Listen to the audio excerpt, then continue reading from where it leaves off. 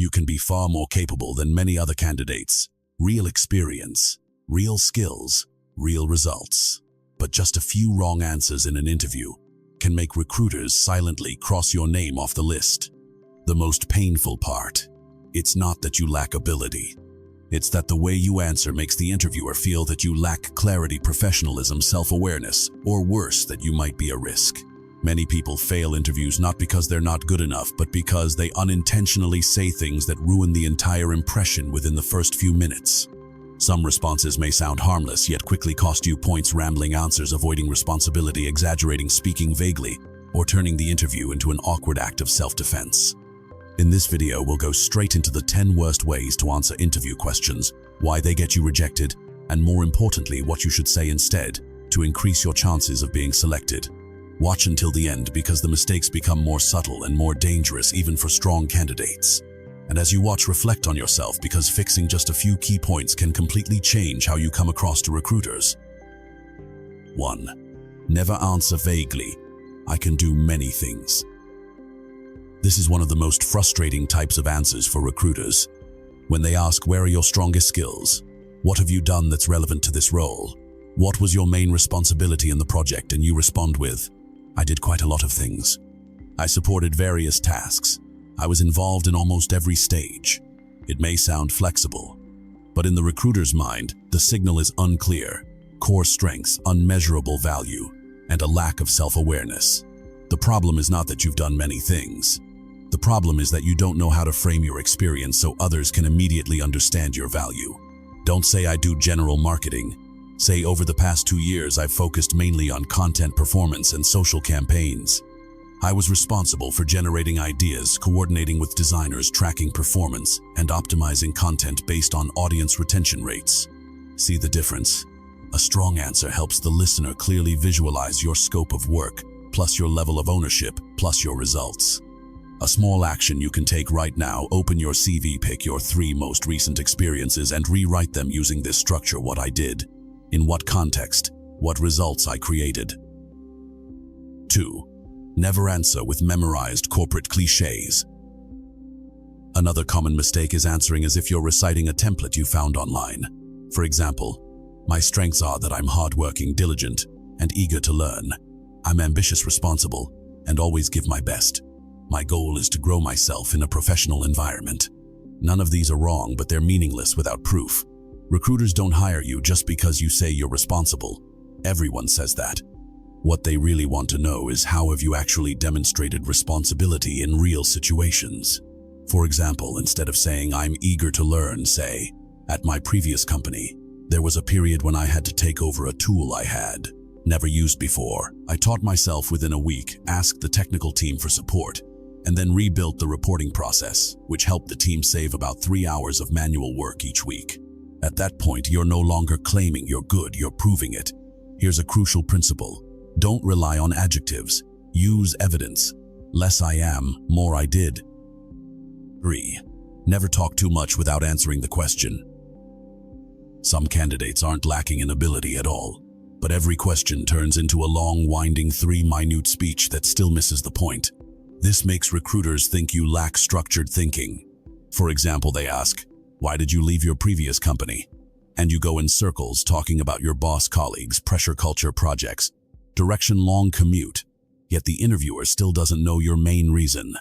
A good answer is not a long answer. A good answer is one that hits the point first, then expands if needed. Use this structure: give a direct answer in 1 sentence. Briefly explain, add an example if necessary. For example, the main reason I'm looking for a new opportunity is that I want to move into an environment that aligns more closely with my long-term direction, specifically in brand strategy. I learned a lot in my previous company, but my role was more execution-focused, so I'm looking to grow more deeply on the strategic side. Short, clear, clean, no negativity, no going off topic.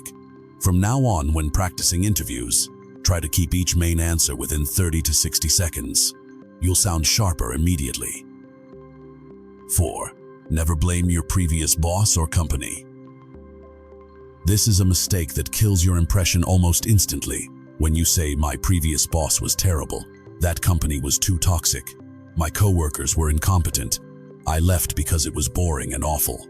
Even if it's true, the recruiter will still think, if things don't work out here, will you speak about us the same way? Or worse, do you tend to blame others instead of reflecting on yourself? An interview is not a place to vent.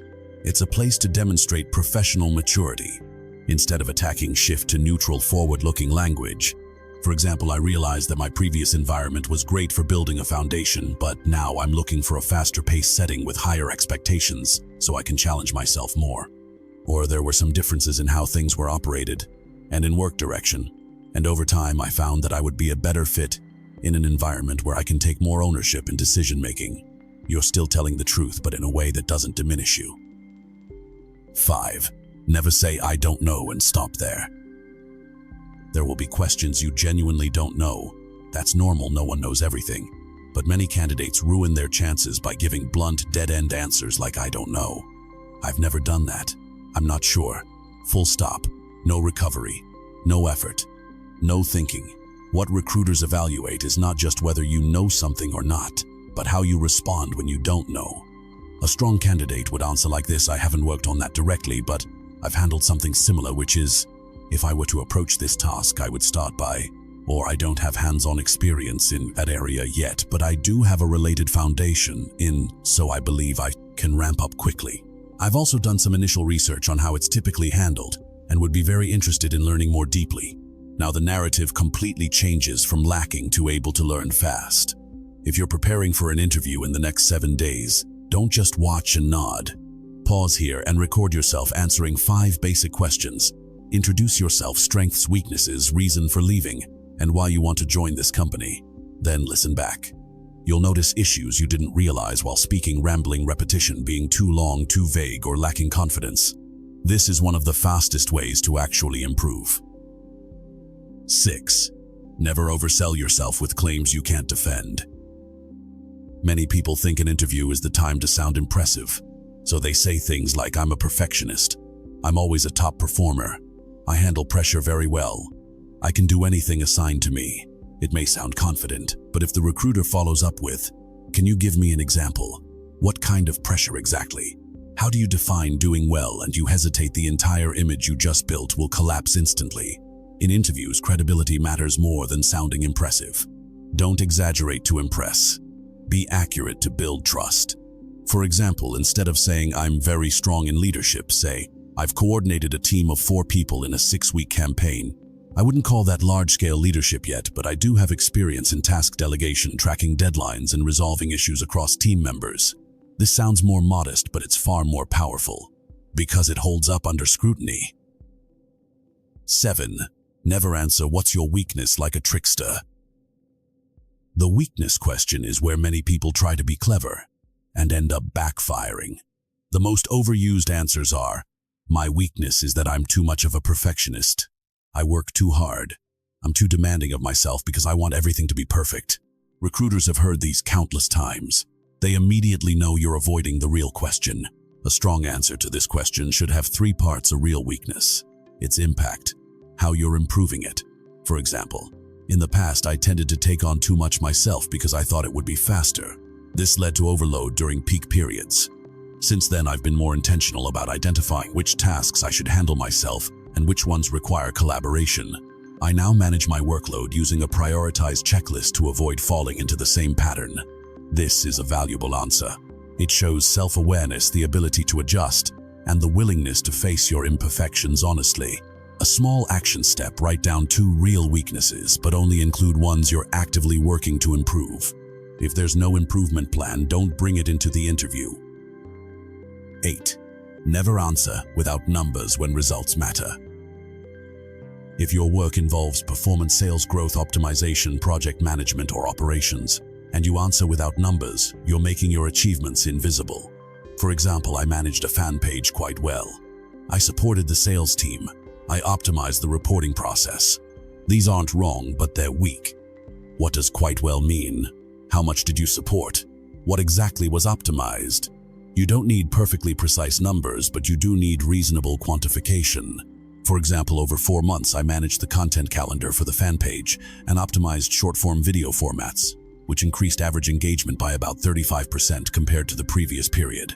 or I rebuilt the lead tracking file to make it easier for the sales team to update, reducing daily reporting time from around 90 minutes to 30 minutes. Numbers make your capabilities tangible. If you don't remember exact figures, use responsible approximations like about, approximately, on average, or during that period. 9. Never fail the "why do you want this role?" question with generic answers. Because your company is very professional. Because this is a great environment to learn. Because I want to grow myself. These answers are safe and almost completely forgettable. What the recruiter is really asking is, why this role? Why this company? Why now in your career? A strong answer needs to connect three things: what you're already good at, what the role requires, where you want to grow. For example, I'm interested in this role because it sits right at the intersection of the two areas I currently do best: performance-driven content and cross-functional campaign coordination. I've also learned that your company is investing seriously in digital channels, so I believe this is an environment where I can contribute immediately, while also developing more deeply over the next 2-3 years. That's the kind of answer that makes people feel you're not applying randomly. You know exactly what you're choosing. 10. Never sound passive. I'll just do whatever I'm told. It may sound humble, but in modern interviews, this kind of answer is often seen as a lack of initiative, lack of ownership, or absence of independent thinking. Companies don't just need people who follow instructions. They need people who can spot problems, make suggestions, and actively improve the quality of work. If you're asked, what's your working style? How do you prefer to be managed? How do you approach new tasks? Don't respond in a completely passive way. Try something like, I like to start by understanding the goal clearly. Then I usually break the work down into smaller tasks, identify key checkpoints for alignment, and proactively update progress. I do appreciate clear direction from my manager, but during execution I prefer to stay proactive so things move faster and require less follow-up. This kind of answer shows that you can collaborate without being dependent, and that's a very strong signal. What makes a candidate stand out in an interview is not that they talk more, speak more eloquently, or memorize more perfect answers. What truly makes the difference is how clearly, honestly, and structurally they respond, and how accountable they are for everything they say. An interview is not a test of perfection.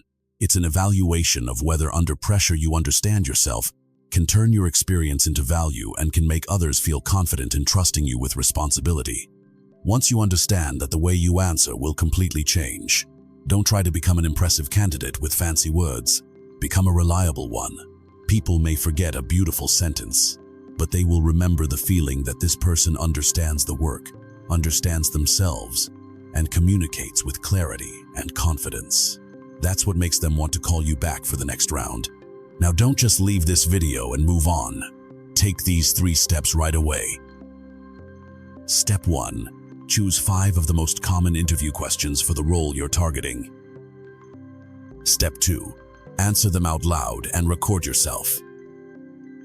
Step 3. Listen back and cut out anything vague, rambling, or cliché. Replace it with real examples, real numbers, and real results.